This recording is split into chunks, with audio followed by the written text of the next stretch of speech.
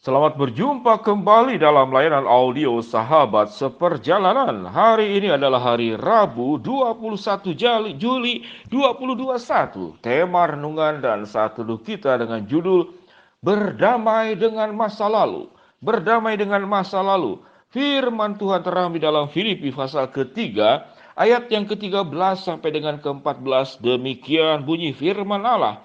Aku melupakan apa yang di belakangku dan mengarahkan diri kepada apa yang di hadapanku dan berlari-lari kepada tujuan untuk memperoleh hadiah, yaitu panggilan sorgawi dari Allah dalam Kristus Yesus.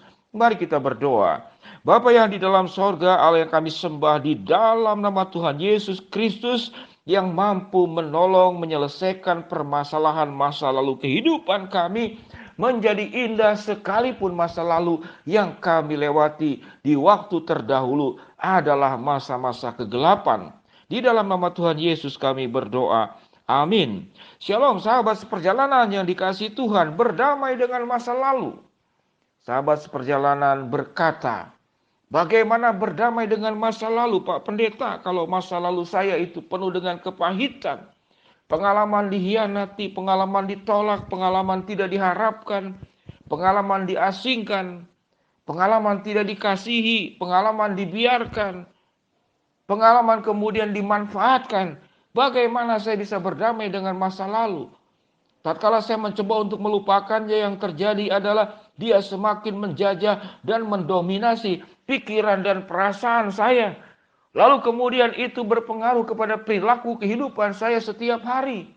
Menjadi orang yang kurang semangat menjalani kehidupan, menjadi pribadi yang pesimis, atau kemudian menjadi pribadi yang pemarah, yang ingin melawan, memberontak kepada keadaan, tidak bisa menerima kenyataan hidup yang ada. Sahabat seperjalanan yang dikasihi Tuhan, firman Tuhan berkata apa? Aku melupakan apa yang di belakangku dan mengarahkan diri kepada apa yang di hadapanku.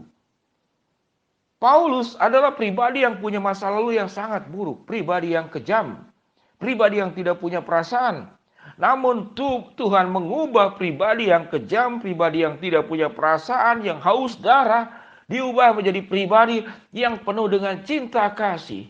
Pribadi yang bisa merasakan kebaikan Allah dan menyalurkan kebaikan Allah itu kepada pihak-pihak lain. Sehingga kita menemukan banyak surat-surat di dalam Alkitab yang ditulis oleh Rasul Paulus, dan kita terberkati oleh tulisan Rasul Paulus yang dibimbing dan dipimpin oleh Roh Kudus untuk menulisnya. Sahabat seperjalanan yang dikasihi Tuhan, sebuah pertanyaan, kalau Paulus punya masa lalu, bagaimana dengan masa lalumu?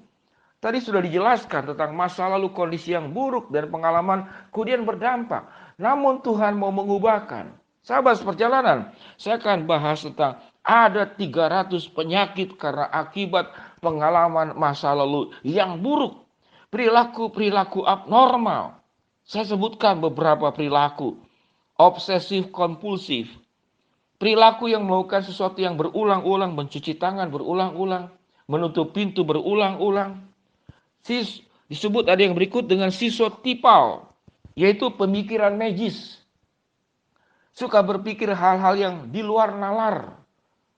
Sehingga dia bertemu dengan roh halus, bertemu dengan orang yang sudah meninggal, bercakap-cakap dengan tuyul.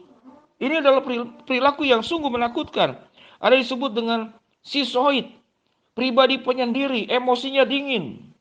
Ada disebut dengan paranoid, menganggap semua orang itu jahat, tidak ada yang baik. Ada yang disebut dengan obsesif kompulsif, pribadi yang apa-apa ingin sempurna sehingga dia sulit memaafkan diri dan sulit juga memaafkan orang lain tatkala berbuat kesalahan. Pribadi narsistik, merendahkan orang lain untuk meninggikan diri. Pribadi dependen, takut keterpisahan seperti anak kecil. Harus selalu ada yang menemani, harus selalu ada yang menolong. Ada disebut dengan satu penyakit namanya delirium. Delirium itu adalah serba bingung, apa-apa bingung. Ini itu lupa.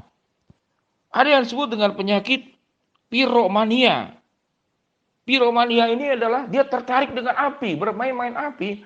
Bahkan senang kalau dia bisa membakar sesuatu, bahkan bisa membakar rumah. Ada yang disebut dengan kleptomania. penyakit kebiasaan mencuri, padahal dia berkecukupan, dia punya uang. Namun dia mengalami sensasi sewaktu suka mencuri. Ada juga penyakit apa? Penyakit pica. Pica ini adalah kesukaan makan makanan yang tidak umum, makan sabun, makan zat, bahkan makan kotoran. Menakutkan sekali. Sahabat seperjalanannya dikasih Tuhan, penyimpangan-penyimpangan tingkah laku abnormal ini karena pribadi ini belum selesai dan bisa berdamai dengan masa lalu. Pengalaman-pengalaman buruk di masa lalu bisa menimbulkan ratusan tingkah laku kepribadian abnormal yang pada akhirnya merusak dirinya sendiri dan juga bisa merusak orang lain, mengancam orang lain, menjadi gangguan sosial, menjadi pribadi yang terus menjadi parasit buat orang lain, menjadi tanggungan keluarga, tanggungan negara, dan menjadi tanggungan dunia. Dia tidak bisa melakukan fungsi sosial dengan baik.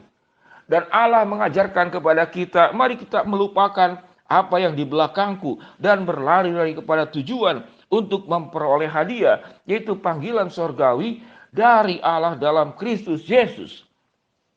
Sewaktu Yesus menjadi juru selamat kita, dan Yesus menjadi Tuhan kita, Raja kita, pengubah hidup kita, menjadi kekuatan dan energi yang luar biasa untuk kita. Tidak ada masa lalu lagi yang akan mengikat kita.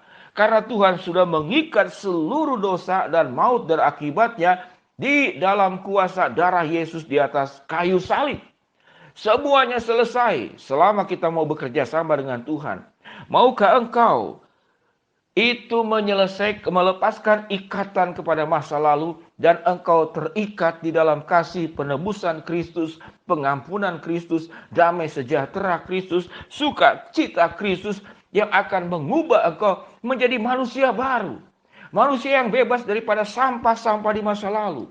Menjadi manusia yang diubahkan oleh Allah, tidak terikat oleh belenggu-belenggu pengalaman buruk di masa lalu, dan kemudian berdampak kepada kita dibelenggu saat ini oleh kebiasaan-kebiasaan buruk yang tadi dijelaskan sedemikian banyak.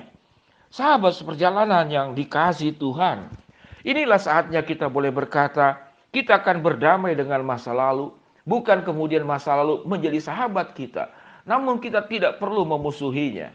Kita terimalah kenyataan bahwa itulah fakta hidup yang terjadi di dalam hidup saya. Jangan terus berkata, mengapa saya mengalami hal ini? Mengapa saya mengalami peristiwa ini? Mengapa saya kemudian mengalami kejadian ini? Itu artinya belum berdamai. Terimalah itu sebagai sebuah kenyataan hidup, dan setiap orang punya pengalaman kenyataan hidup yang berbeda. Setelah engkau menerima kenyataan hidup itu, engkau berdamai dengan masa lalu. Yang kedua, terimalah kuasa pertolongan Kristus yang akan mengubahkan hidupmu menjadi manusia baru. Berdamai dengan masa lalu dan engkau akan berdamai dengan Kristus. Jangan salahkan keadaan, jangan salahkan orang tua, jangan salahkan masa lalu, karena itu sudah terjadi. Allah sudah memberikan jalan keluar. Sewaktu engkau mau diubahkan oleh Allah. Maukah kita meninggalkan apa yang di belakangku, mengarahkan diri kepada apa yang di hadapanku, dan berlari-lari kepada tujuan untuk memperoleh hadiah, yaitu panggilan sorgawi dari Allah dalam Kristus Yesus. Mari kita berdoa.